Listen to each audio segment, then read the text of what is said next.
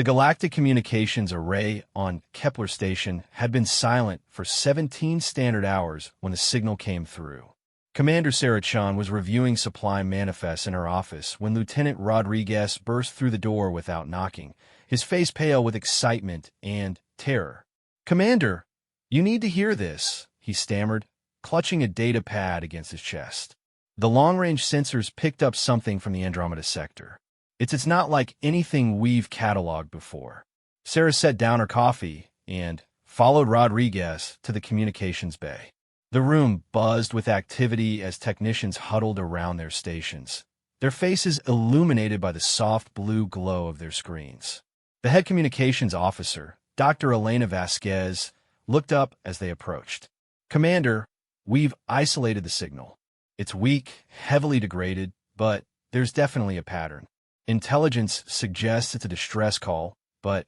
She paused, her fingers dancing across the control panel.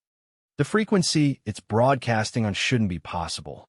It's using quantum entanglement principles we've only theorized about." Sarah frowned. Humanity had been part of the Galactic Federation for 37 years, ever since first contact with the Zephyrians in 2157. In all that time, they had encountered 43 different species, each with their own communication methods and technologies. But this was different. "Play it," Sarah ordered. The speakers crackled to life with static. Then, a haunting sound filled the room. It wasn't quite a voice, not in any traditional sense. It was a harmonic resonance that seemed to bypass the ears entirely and speak directly to something deeper in the mind. The sound was filled with such profound desperation and loneliness that several technicians stepped back from their stations. "My God," whispered Dr. Vasquez. "I've never heard anything like this." "How long has it been transmitting?" Sarah asked, fighting off the chill that ran down her spine. "Based on the signal degradation and our calculations of its point of origin, we estimate it's been broadcasting for approximately 2,000 years, Rodriguez replied, consulting his datapad. "The source appears to be from a dead system in the outer rim of the Andromeda sector, designation XK 739. Sarah studied the readouts on the main screen. XK 739 was well outside Federation space, in a region that had been declared uninhabitable due to intense radiation from a collapsed binary star system. No known species had ever ventured there, and long-range surveys had shown no signs of life. "Have you contacted Federation Command?" she asked. Dr. Vasquez shook her head. "That's the strange part, Commander. We've sent the signal to every Federation communication hub within 100 light years. None of them are receiving it. As far as their equipment is concerned, there's nothing there but background radiation." "That's impossible," Sarah muttered. "Our communication systems are based on the same principles as theirs. If we can hear it, they should be able to hear it too. Unless," Rodriguez said slowly, "there's something about human neural architecture that allows us to process this type of signal when other species can't." The implications of that statement hung in the air like a physical weight. Humanity had always been considered one of the younger and less technologically advanced species in the Federation. Their inclusion had been more about their adaptability and diplomatic skills rather than any technological superiority. "Commander," Dr. Vasquez interrupted, "there's something else. I've been running the signal through our translation algorithms. It's definitely a language, but the structure is unlike anything in our databases. However, I'm detecting patterns that suggest mathematical concepts, coordinates, and what might be temporal references. You think someone has tried to communicate their location and how long they've been there? It's possible. But, Commander, if this signal has been broadcasting for 2,000 years and we're the first species to hear it." Dr. Vasquez trailed off. Sarah understood. If the signal had been broadcasting for 2 millennia and only humans could perceive it, then whatever was sending it had been waiting for humanity specifically. But that raised even more disturbing questions. How could an alien species have known about humanity 2,000 years ago when humans had barely discovered fire? "I want a full analysis of this signal," Sarah ordered. Get our best linguists, mathematicians, and xenobiologists on this. And I want it kept classified until we understand what we're dealing with. Over the next 3 days, Kepler Station became a hive of activity. The station's crew worked around the clock, analyzing every aspect of the mysterious transmission. Dr. James Morrison, the station's chief linguist, made the first breakthrough. The signal contains recursive patterns, he explained to Sarah during their daily briefing. It's like a fractal language, where each component contains smaller versions of the whole. But what's fascinating is that these patterns correspond to human mathematical concepts. The being that sent this understands base 10 counting, binary logic, and even complex equations that human mathematicians only developed in the last century. How is that possible? Sarah asked. Dr. Morrison shook his head. I don't know, but there's more. I've identified what I believe are emotional markers in the signal. Whoever sent this isn't just communicating information. They're expressing feelings. Loneliness, hope, desperation, and something else, something like anticipation. Dr. Sarah Kim, the station's xenobiologist, had her own disturbing discovery. Commander, I've been analyzing the quantum signature of the signal. The energy patterns suggest that whatever is transmitting this is still alive. Not just the equipment, but the actual being creating the signal. After 2,000 years, the quantum resonance indicates active consciousness, not a recorded message. Someone or something in that dead system is still alive, still calling out, still waiting. The pieces of the puzzle began to form a terrifying picture. An unknown alien species, trapped in a radioactive wasteland, had been broadcasting a distress call for 2 millennia. A call that only human minds could perceive and understand. As if they had been waiting specifically for humanity to develop space travel and discover them. On the 4th day, Dr. Vasquez achieved a partial translation of the signal. She called Sarah to the communications bay with barely contained excitement. Commander, I've managed to decode portions of the message. It's addressing us directly. Sarah felt a chill run down her spine. What do you mean, directly? Dr. Vasquez pulled up the translation on her screen. The words that appeared made Sarah's blood run cold. Children of the third world from the Yellow Star. We have waited. The darkness took our worlds, our people, our hope. But we knew it would come. We saw the paths of time, the threads of possibility. You alone carry the gift we need. You alone can hear our voice across the void. Please, we are the last. Time grows short. The shadow spreads. Find us before the final silence falls. Sarah stared at the message, her mind reeling. Get me Admiral Harrison at Federation Command. Use the emergency channel. Within hours, Admiral Harrison's weathered face appeared on the main screen. His expression was grave as Sarah briefed him on their discovery. And you're certain that only human vessels can receive this signal? He asked. Positive, sir. We've coordinated with 17 different Federation ships in the region. None of them detect anything unusual from the XK-739 system. Admiral Harrison was quiet for a long moment. Commander Chun, I'm authorizing a reconnaissance mission to the XK-739 system. You'll take a small fleet, 2 research vessels, and a heavy cruiser for protection. But I want to be clear about something. This mission is classified at the highest level. If there's even a possibility that this involves some kind of advanced alien technology that specifically targets humans, we need to understand it before involving the rest of the Federation. Understood, sir. When do we depart? The UES Resilience, UES Discovery, and UES Guardian are being reassigned to your command. They'll arrive at Kepler Station within 48 hours. Commander, I don't need to tell you how unprecedented this situation is. An alien species that seems to have known about humanity before we even left our home world, broadcasting on frequencies we shouldn't be able to detect, calling for our help specifically. Be careful out there. As Admiral Harrison's image faded, Sarah turned to her crew. The weight of what they had discovered was beginning to sink in. Somewhere in the deadly radiation of a collapsed star system, an ancient alien was waiting for them. Waiting for humanity to answer a call that had echoed through space for 2,000 years. Dr. Vasquez, continue monitoring the signal. I want to know if there are any changes in the transmission. Dr. Morrison, work on translating more of the message. And everyone, prepare for departure. We're about to make history. As the station prepared for the mission ahead, the mysterious signal continued its ancient broadcast. The alien voice spoke into the void with the patience of ages, carrying its message of hope and desperation across the vast emptiness of space. For 2 millennia, it had waited for this moment, for the children of the yellow star to finally hear its cry. The signal pulsed through quantum space, its strange harmonics touching something deep in the human psyche that no other species possessed. It was as if humanity had been designed to receive this specific call, to be the ones who could hear the voice in the darkness and answer its plea. But what they would find in the XK-739 system would challenge everything they thought they knew about their place in the universe.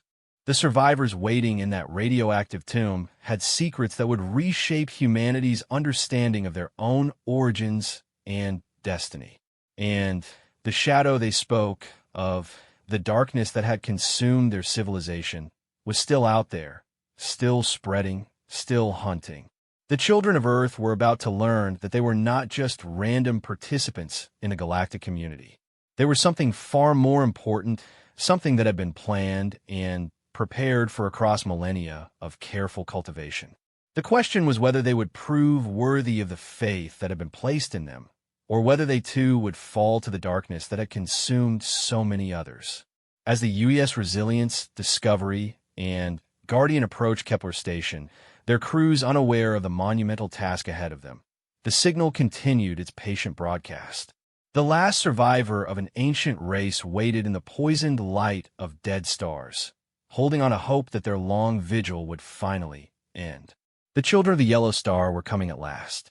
The 3-ship fleet dropped out of hyperspace at the edge of the XK-739 system with all the grace of falling stones. The violent radiation from the collapsed binary stars immediately assaulted their sensors, painting the viewports with an eerie crimson glow that seemed to pulse with malevolent life. Commander Sarah Chun stood on the bridge of the U.S. Resilience, watching the tactical displays as her crew worked to penetrate the electromagnetic chaos that surrounded them. The system was a graveyard of worlds, with the shattered remains of what had once been planets, now forming a deadly asteroid belt around the twin neutron stars. Radiation levels are off the charts, reported Lieutenant Commander Torres from the science station. We're looking at exposure rates that would kill most Federation species in minutes. Even with our shielding, we can't maintain position here for more than 6 hours. Any sign of the signal source? Sarah asked. Dr. Vasquez, who had joined the expedition personally, looked up from her communication array. Yes, Commander. It's coming from the inner system, approximately 2 astronomical units from the primary star. But there's something strange. The signal is being amplified somehow. What should be a weak transmission from a single source is broadcasting with the power of a planetary communication array. Captain Marcus Webb of the U.S. Guardian appeared on the main screen, his scarred face grim with concern. Commander Chun, my sensors are detecting artificial structures in the inner system. Whatever's down there, it's big, and it's definitely not natural. Can you get us a visual? Negative. The radiation interference is too heavy. We'll need to go in closer, and frankly, I don't recommend it. This whole system feels like a trap. Sarah understood Captain Webb's caution. He was a veteran of the Proxima Wars, where the hegemony had used similar dead systems to ambush Federation forces. But something about this situation felt different. The signal they were receiving carried such profound loneliness and hope that it was impossible to believe it was a deception. Dr. Morrison, Sarah called to the linguist who was monitoring the alien transmission. Any changes in the signal pattern since we arrived? Dr. Morrison's face was pale with excitement and fear. Commander, the signal is changing. It's becoming more complex, more urgent. I think it knows we're here.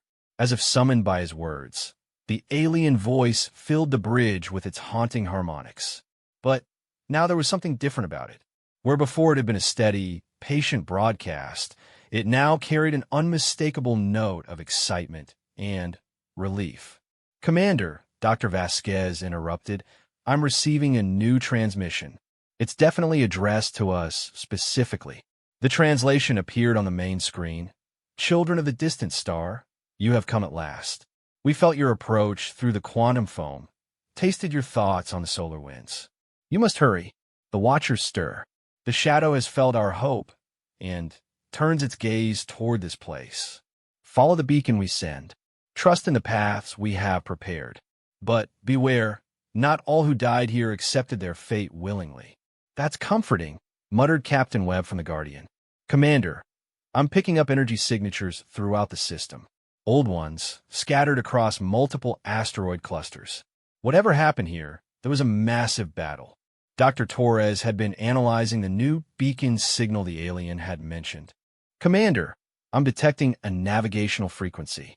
It's creating a safe corridor through the radiation field. If we follow it exactly, we should be able to reach the signal source." Sarah weighed their options. Every instinct told her to be cautious, but the desperation in the alien's voice was impossible to ignore. If this being had truly been waiting for 2,000 years for humanity to arrive, then they had a responsibility to at least attempt contact. "All ships, form up on the Resilience. We're going in. Follow the beacon's signal exactly, and maintain full shields. If anything goes wrong, we retreat immediately." The small fleet began its descent into the hellish inner system, following the mysterious beacon through clouds of radioactive debris and gravitational anomalies that would have torn apart any other vessels. The safe passage was incredibly precise, threading between neutron flares and quantum storms with mathematical perfection. As they drew closer to the signal source, the scale of what they were seeing became clear. The beacon was emanating from a massive structure that defied easy description. It appeared to be part space station, part asteroid, and part something else entirely. Organic curves flowed seamlessly into crystalline geometries, while metallic surfaces that seemed to shift and flow in the strange light of the neutron stars. "Dear God," whispered Dr. Vasquez, "that structure is enormous. It must be at least 50 kilometers across. And it's ancient," added Dr. Torres. "I'm reading construction techniques that predate anything in our databases by millennia. But somehow it's still fully powered and operational." Captain Webb's tactical analysis was more concerning. "Commander, I'm detecting weapon systems throughout that structure. Disabled now, but they were once capable of destroying entire fleets. Whatever built this place was not defenseless when the end came." As the Resilience drew closer to the alien structure, details became visible that made the human crew gasp in amazement. The surface was covered with intricate patterns that seemed to tell a story in visual form. Images of stars being born, civilizations rising and falling, and something dark spreading across the galaxy like a plague. "Commander," Dr. Morrison called out, "the signal is changing again. I think it's trying to guide us to a specific docking bay." A section of the structure began to glow with soft blue light, clearly marking a landing area designed for visiting ships. The opening was perfectly sized for human vessels, as if it had been built with their specifications in mind. "That's impossible," muttered Captain Webb. "How could they have known the dimensions of human ships 2,000 years ago?" Sarah was beginning to understand that impossible seemed to be a relative term when dealing with these aliens. "Take us in, but keep the engines hot. I want to be ready to leave at a moment's notice." The docking process was surprisingly smooth. The alien structure seemed to actively assist their approach, extending guidance beams and adjusting its internal gravity to accommodate the human ships. As the Resilience settled into the docking bay, the crew could see that the interior was filled with atmosphere, though whether it was breathable remained to be seen. "Commander," reported Dr. Torres, "the atmosphere in the docking bay is oxygen-nitrogen, almost identical to Earth standard. Either this is an incredible coincidence, or whoever is in there has been expecting us for a very long time." A boarding party was quickly assembled. Sarah led the team herself, accompanied by Dr. Vasquez, Dr. Morrison, and a squad of Marines led by Sergeant Reynolds. They wore full environmental suits despite the apparently breathable atmosphere, unwilling to take any chances in this strange place. The airlock cycled with perfect efficiency, revealing a corridor that stretched into the depths of the structure. The walls were covered with the same flowing patterns they had seen on the exterior, but here they seemed to pulse with gentle bioluminescence, providing light for their passage. As they moved deeper into the structure, Dr. Morrison's translation device began picking up ambient signals. "Commander, the patterns on the walls aren't just decorative. They're actually a written language, and they're telling us a story as we walk." "What kind of story?" "The rise and fall of a galactic civilization. Multiple species working together, sharing knowledge and technology. But then something changed. Something dark began consuming entire star systems, turning living worlds into empty husks." They followed the corridor for nearly a kilometer before it opened into a vast chamber that took their breath away. The ceiling stretched up into darkness, supported by what appeared to be living pillars that pulsed with their own inner light. And in the center of the chamber, floating in a sphere of energy, was the being they had come to find. The alien was unlike anything in Federation databases. It was tall and graceful, with features that seemed to shift between humanoid and something far more exotic. Its skin had a translucent quality, revealing networks of energy that flowed beneath the surface like luminous blood. When it turned to face them, its eyes held the weight of millennia and the desperate hope of the last survivor of its kind. When it spoke, the words formed directly in their minds, bypassing their translation equipment entirely. "Welcome, children of Earth. I am Keeper Zarathul, last guardian of the Eternal Archive. I have waited so long for this moment, through centuries of solitude and despair. But you are here now, and perhaps there is still hope for the galaxy." Sarah stepped forward, removing her helmet despite the protests of her security team. The atmosphere was indeed breathable, carrying a faint scent of ozone and something like cinnamon. "Keeper Zarathul, I am Commander Sarah Chun of the human fleet. We received your distress call and came as quickly as we could. But we have many questions." The alien's form seemed to solidify as it focused on her. "Of course you do, and I will answer them all, for time grows short. The Shadow Collective has felt the quantum resonance of our meeting. Even now, they turn their attention toward this place. But first, you must understand what you truly are." The chamber around them began to change, the walls becoming transparent and revealing the structure of the galaxy beyond. Stars appeared and disappeared, showing the passage of vast amounts of time. Your species calls itself human, but you are so much more than that. You are the children of the architects, the final product of a genetic and cultural experiment that has spanned millions of years.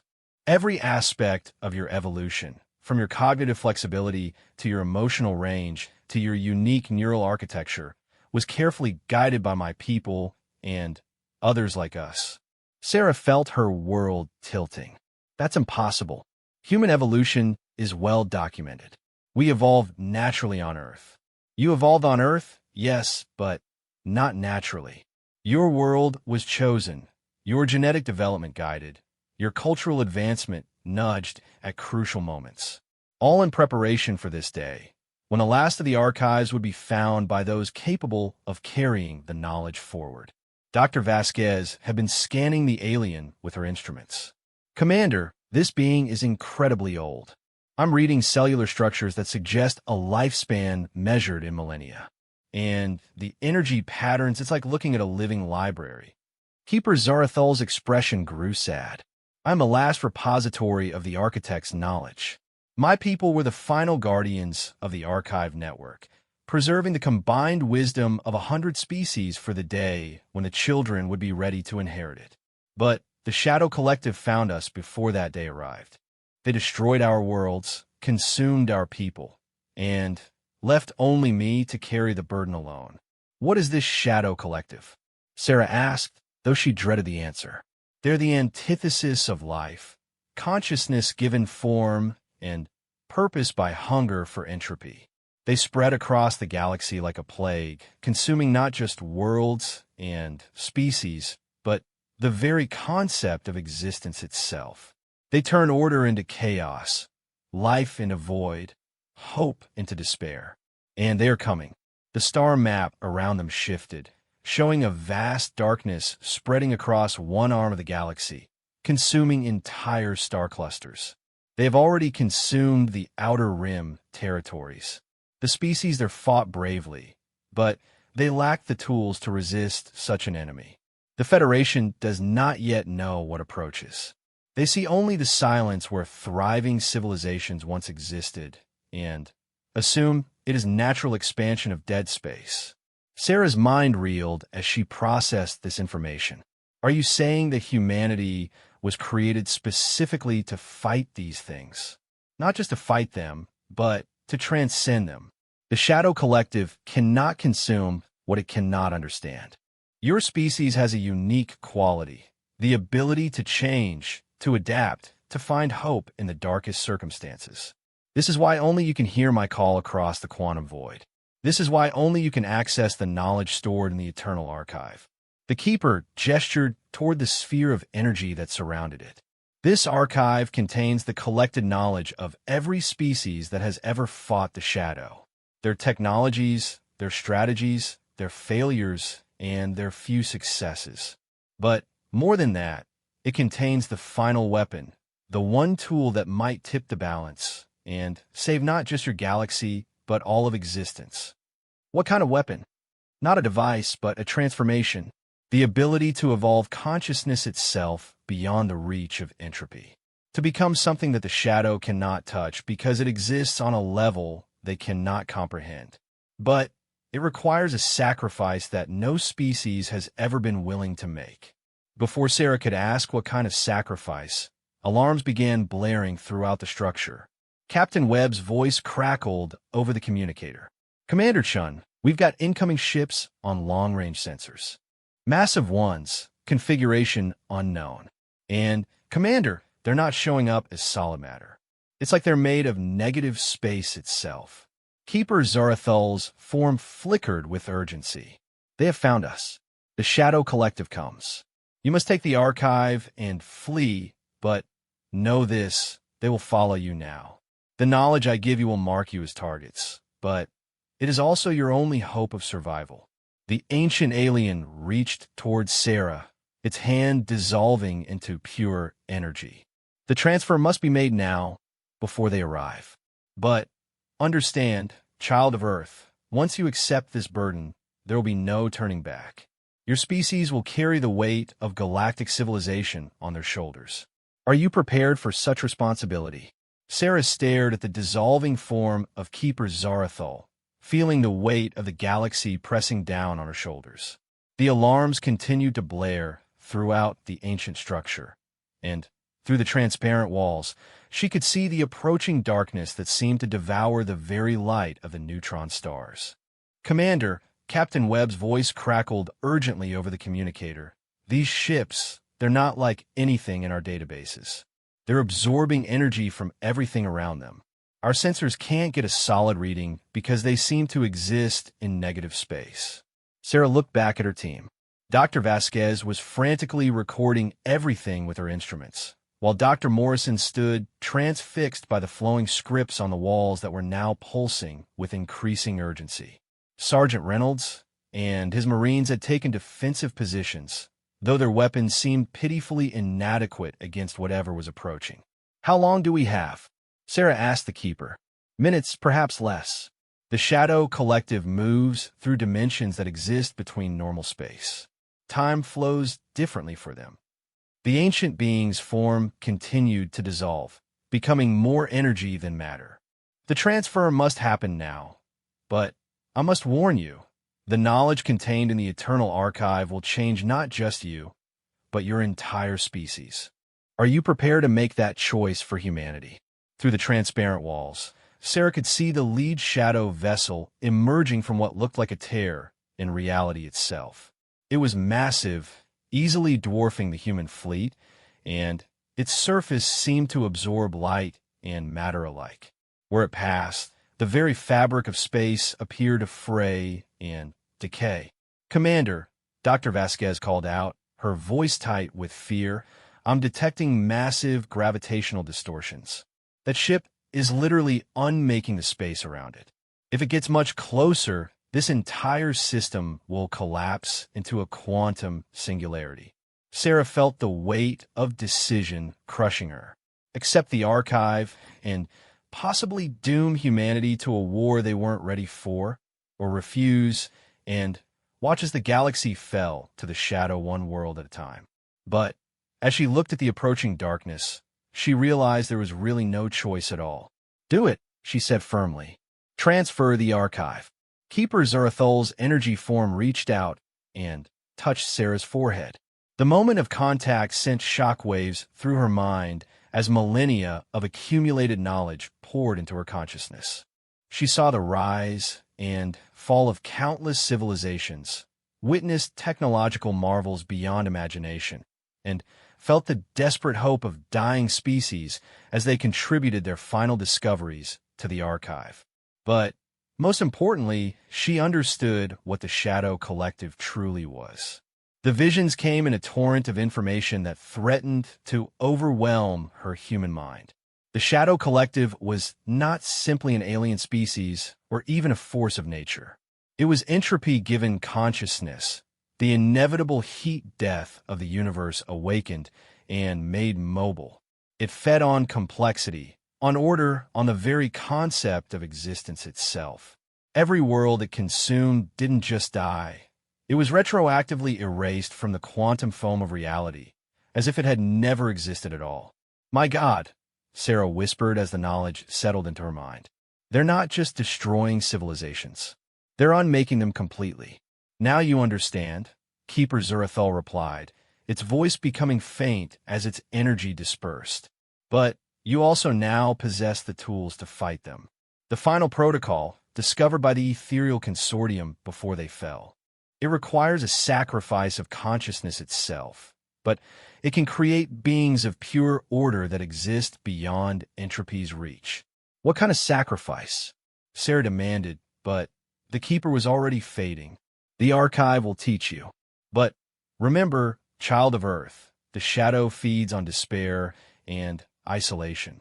It cannot touch those who maintain hope and connection to each other. This is humanity's greatest strength. Use it." With that, Keeper Zarathol dissolved completely, its energy flowing into the strange crystalline structures throughout the chamber. The alien station began to shake violently as the shadow ships drew closer. "Commander," Captain Webb's voice was nearly drowned out by static. "We need to go now. The lead ship is charging some kind of weapon, and my tactical computers are showing impossible energy readings." Sarah turned to her team, her mind reeling from the influx of alien knowledge. "Everyone back to the ships now."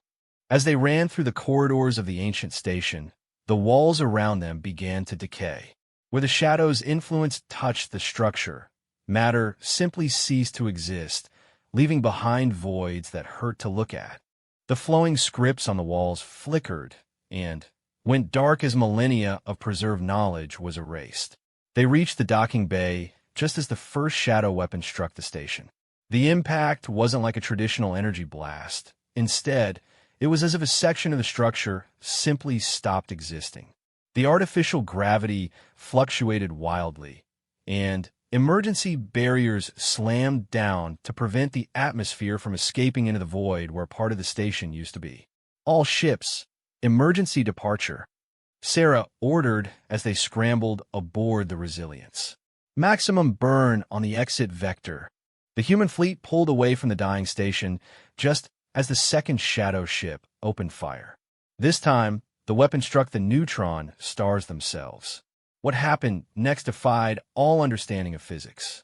The neutron stars didn't explode or collapse. They simply vanished, leaving behind a growing sphere of absolute nothingness that consumed everything it touched.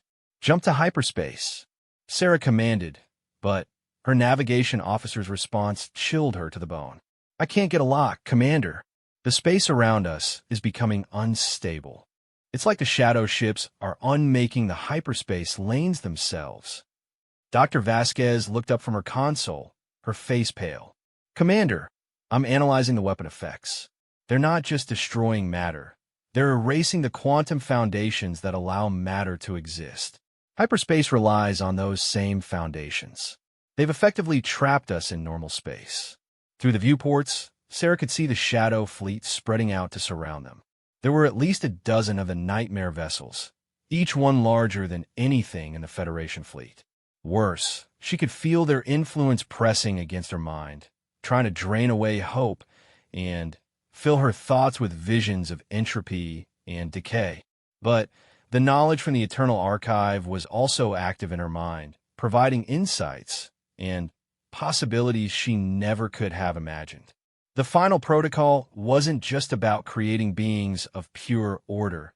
It was about transforming consciousness itself into something that could exist independently of physical reality. Captain Webb, Sarah called over the communications channel. I need you to buy us time. Can your ship's shields hold against those weapons? Not for long, Commander. Maybe minutes at best. What do you have in mind? Sarah was already accessing the archive knowledge, understanding flooding through her mind. There's something we can try, but it's going to require all three ships working in perfect coordination. And it's going to require volunteers. What kind of volunteers? Captain Webb asked, though Sarah could hear in his voice that he already knew the answer. The final protocol requires consciousness to be separated from physical form and converted into pure information. The volunteers would become beings of living data, existing in the quantum foam between dimensions. They could strike at the Shadow Collective directly, attacking their fundamental nature rather than their physical manifestations. The bridge fell silent except for the hum of the engines and the growing static from the shadow ship's interference. Finally, Dr. Morrison spoke up. Commander, are you talking about digital immortality? Converting human consciousness into quantum data. Something like that, but far more complex. The archive contains the complete process, but it's irreversible. Those who undergo the transformation would exist as pure consciousness, capable of acting in dimensions the Shadow Collective can't reach. But they could never return to physical form. Captain Webb's image appeared on the main screen, his expression grim but determined. How many volunteers would you need? The archive suggests a minimum of 3, working in perfect harmony. But the selection process is critical. It has to be individuals with strong emotional connections, because that's what allows them to maintain coherence after transformation. Commander, Sergeant Reynolds interrupted, the shadow ships are moving closer. I'm reading energy buildups on all their main weapons. Whatever we're going to do, we need to do it fast. Sarah closed her eyes and accessed more of the archive knowledge. The process for the final protocol was incredibly complex, requiring technology that the human ships didn't possess. But there was another option. The Keeper had built a transformation chamber deep in the station, powered by the quantum resonance of the neutron stars. The station, she said suddenly. Keeper Zarathul built a transformation chamber in the core of the station. If we can get to it before the shadow ships finish their destruction, we might be able to implement the final protocol. Commander, Dr. Vasquez protested. That station is disintegrating. Whole sections have already been erased from existence. Then, we'll have to be fast. Sarah turned to face her bridge crew. I need 3 volunteers. People who trust each other completely and are willing to sacrifice their physical existence to save the galaxy. Without hesitation, Dr. Vasquez stepped forward. I volunteer, Commander. Dr. Morrison was right behind her. As do I. Sarah looked at them both, feeling the weight of command and the terrible responsibility of the knowledge she now carried. I'll be the 3rd, she said quietly. Commander, no.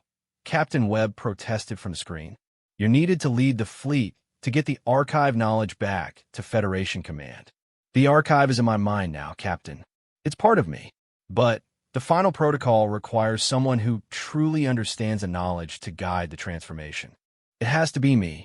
Before anyone could argue further, the shadow ships opened fire simultaneously.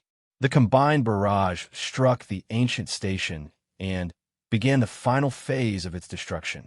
Whole sections of the structure folded in on themselves and vanished, taking with them millions of years of preserved knowledge and technology. All ships, emergency docking with the station. Sarah ordered, "We need to reach the transformation chamber before it's destroyed." The 3 human ships raced toward the dying station, dodging debris that popped in and out of existence as the shadow weapons continued their work of unmaving reality. The docking bays they had used before were gone, erased along with huge portions of the station's superstructure. "There!" Dr. Torres called out. "Emergency access ports on the lower level. They're still intact." The ships latched onto the station with magnetic grapples and extended emergency boarding tubes. Sarah, Dr. Vasquez, and Dr. Morrison suited up quickly while Captain Webb coordinated the evacuation of critical personnel from all 3 ships. "If this doesn't work," Sarah told him, "take the remaining crew and get back to Federation space. Tell them what's coming. Give them time to prepare." "Understood, Commander. Good luck." The 3 volunteers entered the dying station through the emergency access ports, following the archived knowledge in Sarah's mind toward the transformation chamber. The corridors around them flickered between existence and non-existence as the shadow weapons continued their methodical destruction. They had perhaps minutes before the chamber itself would be erased. But if the final protocol worked, if they could successfully transform their consciousness into beings of pure order, they might have a chance to strike back at the Shadow Collective and buy the galaxy the time it needed to prepare for the war that was coming. As they ran through the collapsing passages toward their destiny, Sarah felt the weight of the archived knowledge settling into her mind like a mantle of responsibility. She was about to become something unprecedented in human history, a bridge between the physical and quantum realms, a guardian of knowledge spanning millions of years. The transformation chamber lay ahead, its crystalline walls pulsing with the power of dying stars. And beyond that, the Shadow Collective waited with their weapons of entropy, unknowing that they were about to face something entirely new, the ascended consciousness of humanity itself. The transformation chamber was a marvel of crystalline architecture that seemed to exist in multiple dimensions simultaneously. Sarah, Dr. Vasquez, and Dr. Morrison stood at its entrance, watching as geometric patterns flowed across surfaces that bent and twisted through spaces that shouldn't exist. The chamber hummed with power drawn from the quantum foam itself, generating energies that made their instruments scream with impossible readings.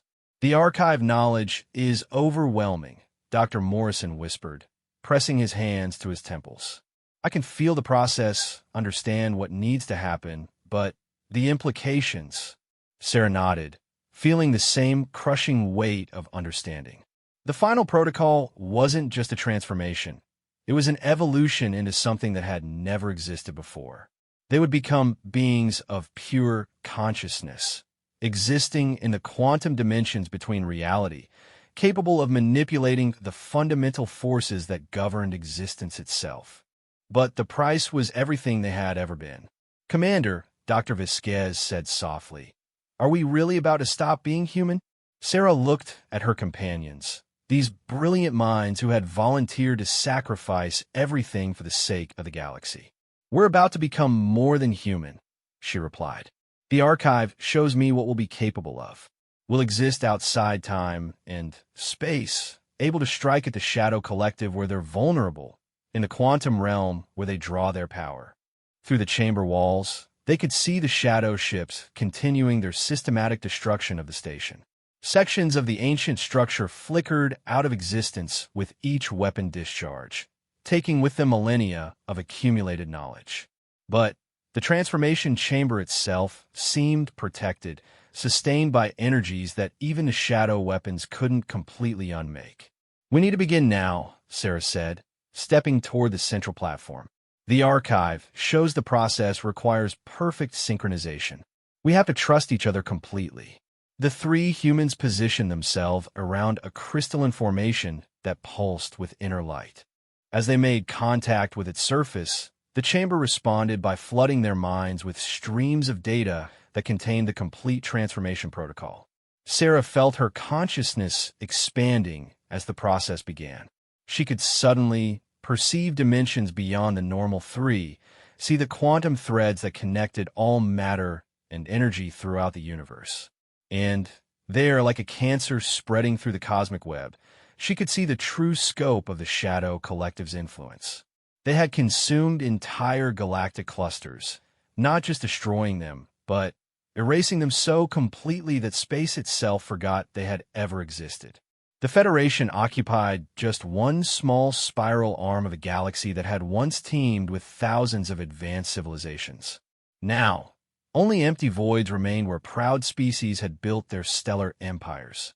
"I can see them," Dr. Vasquez gasped, her physical form beginning to dissolve into streams of coherent energy. "My God, there's so many of them.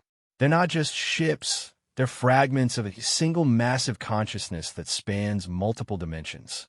Dr. Morrison's voice became strangely harmonious as his transformation progressed. The Shadow isn't destroying civilizations randomly. It's following a pattern, consuming sources of order and complexity in a specific sequence. It's trying to unravel the fundamental structure of reality itself. Sarah felt her own physical form beginning to dissolve, her consciousness separating from the neural pathways that had housed it for 34 years. But instead of fear, she experienced a sense of liberation as her awareness expanded beyond anything she could have imagined. Through the quantum dimensions, she could perceive the approaching Shadow Fleet with perfect clarity. 12 massive vessels, each one a concentrated nexus of entropy that devoured everything in its path.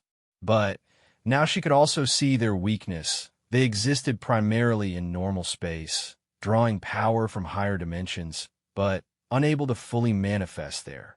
The transformation reached its crescendo as the three human minds merged into a single, unified consciousness that existed across multiple dimensional layers. They retained their individual personalities and memories, but they were also something entirely new, a collective intelligence that could manipulate reality at the quantum level. Captain Webb's voice reached them through the station's failing communication systems.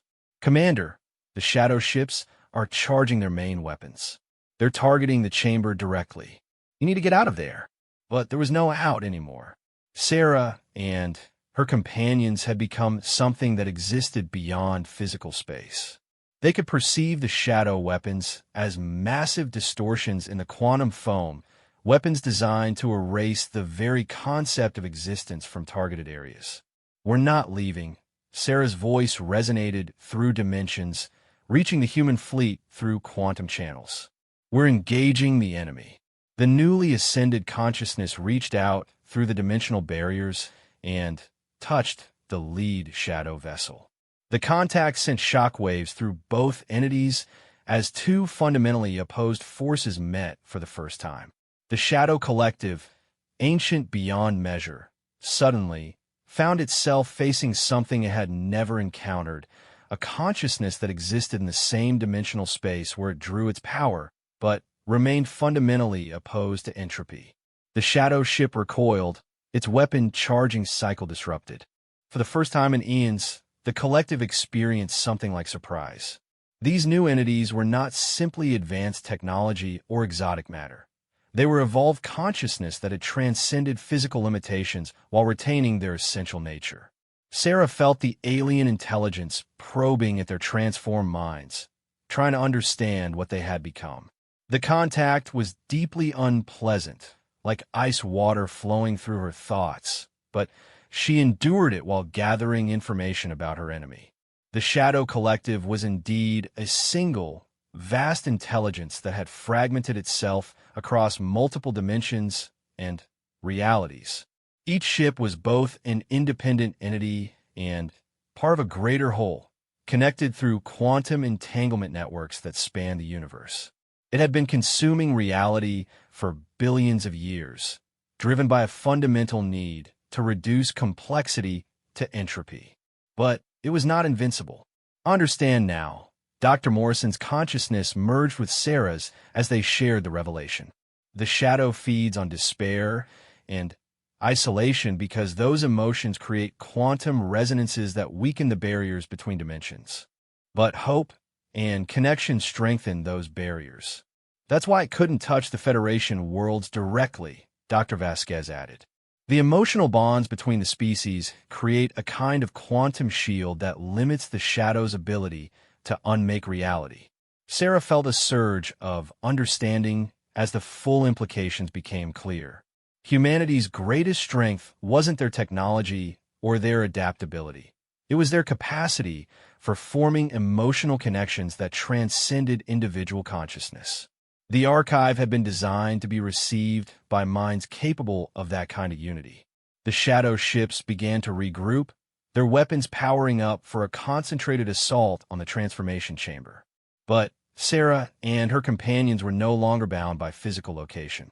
They existed in the quantum foam itself, able to manifest anywhere the fundamental forces operated. Time to test our new capabilities, Sarah thought to her companions. They reached out through the dimensional barriers and began to manipulate the quantum fields around the shadow vessels. Where the enemy ships tried to unmake reality, the ascended humans reinforced it, strengthening the fabric of space-time through sheer force of will and understanding. The effect was immediate and dramatic. The shadow ships found their weapons failing as the space around them became too stable to unmake.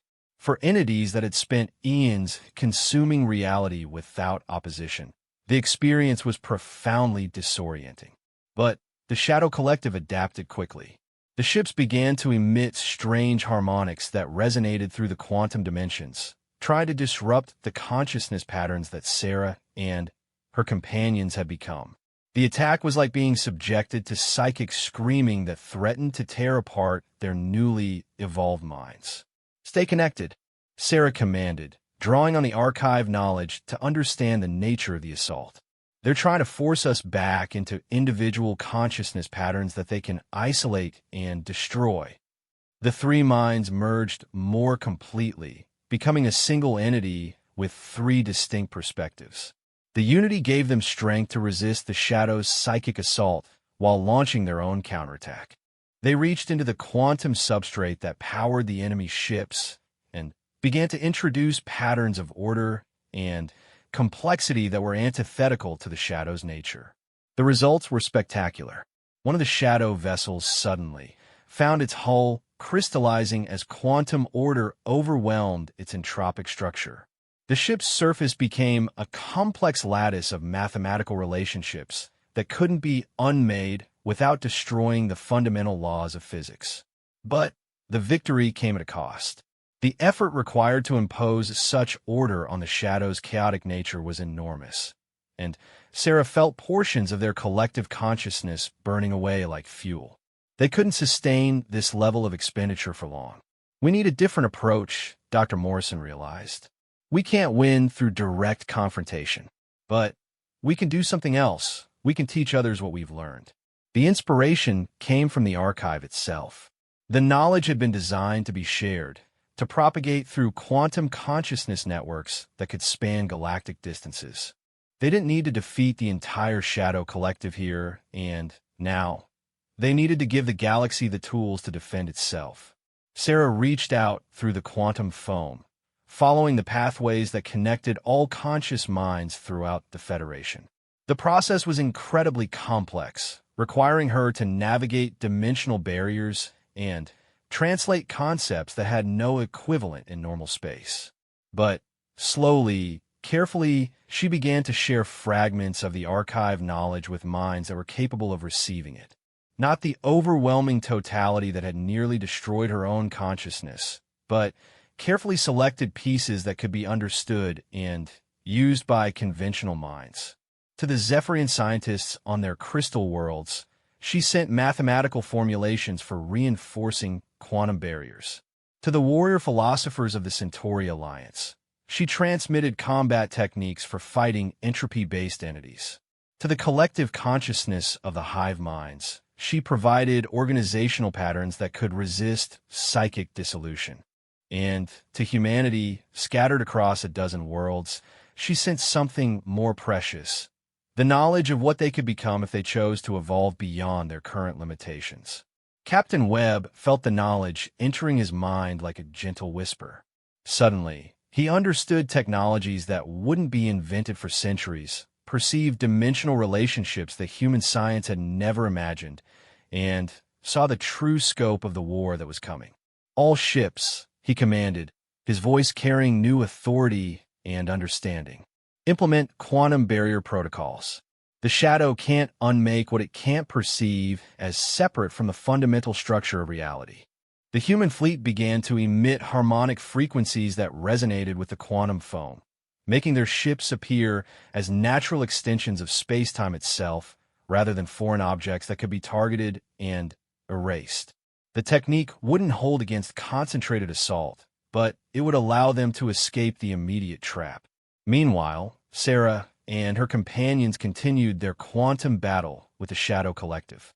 They had learned that they couldn't destroy their enemies directly, but they could disrupt their coordination, interfere with their weapons, and, most importantly, teach others how to resist. Each shadow ship they encountered became a learning experience. The crystallized vessel they had transformed earlier was broadcasting new harmonics, patterns of order that other consciousnesses could learn to replicate. The effect was spreading, creating nodes of stability that the shadow couldn't easily unmake. "We've started something," Dr. Vasquez observed as her awareness expanded across the galaxy. "The knowledge is propagating through quantum consciousness networks faster than we imagined. Species we've never heard of are beginning to understand what they're facing." But the Shadow Collective was adapting too.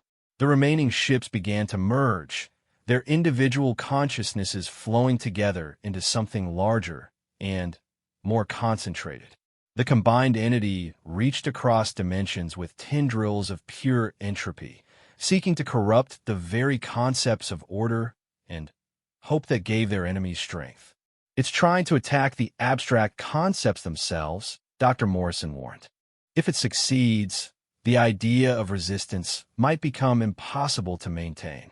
Sarah felt the weight of the moment pressing down on her expanded consciousness. This was the true battle, not between ships and weapons, but between fundamental principles of existence. Order versus entropy, hope versus despair, connection versus isolation. Drawing on every fragment of knowledge contained in the archive, every lesson learned from the civilizations that had faced the shadow before, Sarah began to weave something new. Not just resistance to entropy, but active creation of complexity and order. She reached into the quantum foam and began to sing. It was a song of mathematics and emotion combined, of logical structures given life through conscious will. Dr. Vasquez and Dr. Morrison joined their voices to hers, creating harmonies that resonated across dimensional barriers and touched every conscious mind in the galaxy. The song carried a simple message: you are not alone. You're not helpless. You are part of something greater than the sum of your individual existence. And together you can create order from chaos, hope from despair, life from the void. Across the galaxy, billions of minds heard that song and understood. They began to add their own voices, their own understanding, their own defiance against the entropy that sought to unmake existence itself. The Shadow Collective recoiled as if struck by a physical blow. For the first time in its ancient existence, it encountered something it couldn't understand or unmake, a chorus of consciousness that grew stronger through connection rather than weaker through division. The merged shadow vessel began to destabilize as competing patterns of order and chaos warred within its structure. Unable to maintain coherence in the face of such organized resistance, it folded back through dimensional barriers and vanished, retreating to whatever realm it had emerged from. But Sarah knew the victory was temporary. The shadow would return, better adapted, and more prepared. The galaxy had gained time, not safety. The real work begins now. She communicated to the human fleet as her consciousness began to disperse across the quantum dimensions. The archived knowledge must be preserved, shared, and built upon. The galaxy needs time to prepare for what's coming. As her individual identity started to fade into the greater pattern of quantum consciousness she had become, Sarah felt a moment of profound satisfaction. They had answered the call of the ancient survivor, preserved the knowledge of countless civilizations, and given the galaxy its first real weapon against the Shadow Collective. The children of Earth had heard the cry for help that echoed across 2 millennia of loneliness and despair. And in answering that call, they had begun the transformation that would either save the galaxy or see it fall to the eternal darkness that waited between the stars. But that was a story for another day. For now, the quantum song of consciousness continued to grow, spreading hope and defiance to every corner of known space, while in the depths of the archive knowledge, new possibilities waited to be discovered. The war against entropy had begun, and humanity had fired the first shot.